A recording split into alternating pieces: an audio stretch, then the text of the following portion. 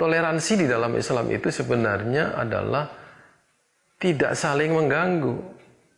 Lakum dinukum waliyadin. Ya udah, urusan agama Anda. Janganlah saya ditarik-tarik ikut merayakan agama Anda. Nah, itu toleransi, batas toleransi dalam Islam seperti begitu.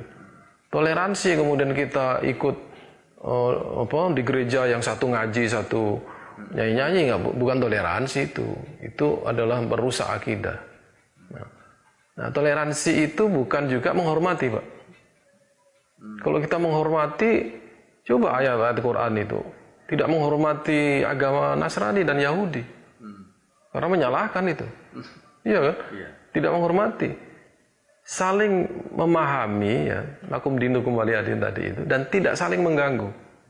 Itu yang menurut saya perlu dipegang, bahwa apa yang dikerjakan oleh mereka, ya biar dia kerjakan.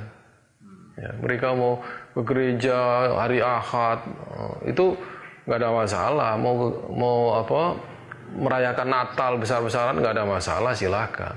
Tapi jangan kemudian kita diajak untuk Natalan. Ya, berarti kita ikut ibadah mereka kan. Diajak kita pergi ke pura, kemudian pakaian pura, berdoa di situ. Terus kita diajak-ajak berdoa dengan doanya semua agama. Nah, itu bukan toleransi, ya. Dan agama lain tidak, saya rasa dan saya yakin agama lain tidak memerlukan kita melakukan perbuatan-perbuatan itu untuk menunjukkan toleransi kita, ya. Tidak memerlukan itu. Ini yang kita ini menurut saya berlebihan, ya. Ingin menunjukkan bahwa Islam itu toleran, kita melakukan perbuatan-perbuatan yang sebenarnya anti terhadap toleransi itu. Nah, ini perlu definisi juga toleransi. Menghormati dalam pengertian ini adalah menghormati keyakinan. Ya. Kalau menghormati penganut agama lain sebagai individu, sebagai anggota masyarakat, oke, fine ya. Yang maksud saya bukan menghormati itu, kita tidak harus menghormati keyakinan agama lain. Kita membiarkan, kan lakum dinukum.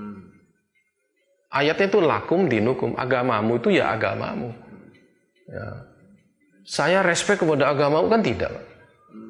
Nggak boleh kan? Saya salut dengan keyakinan Anda kan nggak boleh. Itu namanya menghormati itu. Saya sangat salut Anda begitu taat Anda ke gereja dan Anda saya hargai. Padahal dalam Islam kan itu dilarang, nggak boleh. Kita sudah lepas saja, itu urusan Anda dengan agama Anda. Ya. Makanya kita tidak akan pernah merusak gereja, ya. Tidak saling mengganggu. Kita tidak akan pernah merusak Natalan. Ya. Kita tidak akan pernah mengganggu orang yang sudah beragama dengan agama mereka masing-masing, ya kan? Itu artinya tidak menghormati kan? Tidak menghormati. Lain. Nah, kalau kita harus menghormati mereka kan berarti itu sudah masalah teologis, Pak. Jadi menghormati secara teologis tidak betul, tetapi secara sosiologis kita boleh. Makanya bagi saya, ya, kata pluralisme itu yang sekarang menjadi sangat bias ya penggunaannya. Saya langsung membagi aja menjadi pluralisme sosiologis atau pluralisme teologis.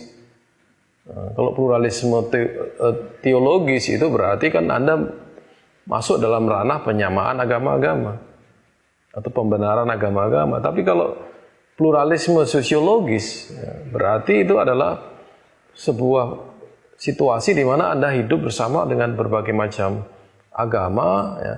Dan Anda di situ mengakui keberadaan mereka di masyarakat itu, ya, dan Anda toleran terhadap mereka, keberadaan mereka, dan tidak mesti menghormati, gitu ya.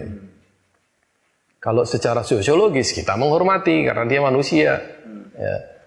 Barang siapa yang beriman kepada Allah dan Rasul-Nya maka dia harus menghormati tamunya. Nah, tamunya kalau non-Muslim dihormati atau tidak? Hormati. Barang siapa beriman kepada Allah dan Rasul-Nya jangan menyakiti tetangganya. Kalau tetangganya non-Muslim, Kalau dia menyakiti non-muslim, dia berdosa. Makanya Rasulullah kan pernah mengingatkan, janganlah menyakiti ahlu zimmah. Kalau Anda menyakiti ahlu zimmah, sama dengan menyakiti saya. Coba bayangkan. Itu secara sosiologis, bukan secara teologis. Secara sosiologis kita hormat. Tapi secara keimanannya, akidahnya kita tidak bisa menghormati itu. Karena ayat-ayat kita tidak menghormati. Nah, itu perlu kita sadari itu gitu ya.